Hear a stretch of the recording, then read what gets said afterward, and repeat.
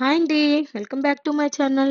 ఈరోజు వీడియోలో రొయ్యల కర్రీని ఈజీగా ఇంట్లో ఎలా చేసుకోవాలో మీతో షేర్ చేసుకుంటున్నాను. ముందుగా నేను మార్కెట్ నుంచి ఒక కేజీ రొయ్యలు తీసుకొని 4, 5 సార్లు నీట్‌గా కడిగి ఒక గిన్నెలో వేసుకున్నాను. ఇందులోకి ఉప్పు, పసుపు వేసుకొని ఒకసారి బాగా కలిపేసుకున్నాను. దీన్ని మనం స్టవ్ మీద పెట్టేసుకొని ఉడికించేసుకోవాలి. రొయ్యల్లో మనం సెపరేట్‌గా వాటర్ అంటూ ఏమి ఇవ్వలేదండి. రొయ్యలు మనం ఉడికించేటప్పుడే వాటర్ ఎక్కువగా వస్తాయి. చూడండి ఈ విధంగా.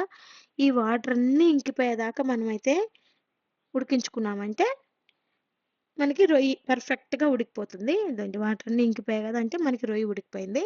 ఇప్పుడు పక్కన పెట్టేసి ఇప్పుడు వేరొక కడాయి తీసుకొని ఇందులోకి 2 గంటెల ఆయిల్ వేసుకోవాలి. ఆయిల్ హీట్ అయ్యాక ఆవాలు, 2 ఉల్లిపాయలని ఈ విధంగా కట్ చేసి వేసుకోండి. ఉల్లిపాయలనేది మనకి గోల్డ్ కలర్ వచ్చేదాకా బాగా ఫ్రై చేసుకోవాలండి.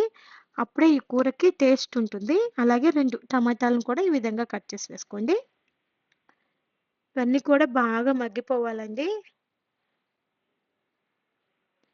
ఈ విధంగా టమాటా కూడా మనకి నీట్‌గా వేగిపోయిందంటే కొద్దిగా పసుపునైతే వేసుకోండి. బాగా దగ్గరకయిపోవాలి టమాటా, ఉల్లిపాయ అంతా బాగా వేగేశాక ఇందులోకి మనం కొంచెం కరివేపాకును వేసుకుందాం. కరివేపాకు కూడా వేసి చిటపటాన్నిచ్చి ఒక టేబుల్ స్పూన్ దాకా అల్లం వెల్లుల్లిపాయ పేస్ట్ ఉంది కదా! అది వేసుకోవాలి. అల్లం వెల్లుల్లిపాయ పేస్ట్ ఎక్కువ అవసరం లేదండి. ఒక టేబుల్ స్పూన్ సరిపోతుంది. ఇప్పుడు ఇది కూడా పచ్చి వాసన పోయేదాకా బాగా ఫ్రై చేసేసుకున్నాక ఇందులోకి మనం పక్కన ఉడికించి పెట్టుకున్న రొయ్యలు ఉన్నాయి కదా! రొయ్యలని వేసేయాలి. ఫస్ట్ టైం చేసే వాళ్ళైనా సరే చాలా సింపుల్‌గా చేసేసుకోవచ్చు. అంతేకాక బ్యాచిలర్స్ ఉంటారు కదా! వాళ్ళైనా సరే ఈజీగా ఈ కర్రీననేది చేసేసుకోవచ్చండి. రండి ఒకసారి బాగా ఈ మసాలా అంతా కలిపేశాక ఇందులోకి మనం కారంని యాడ్ చేసుకోవాలి.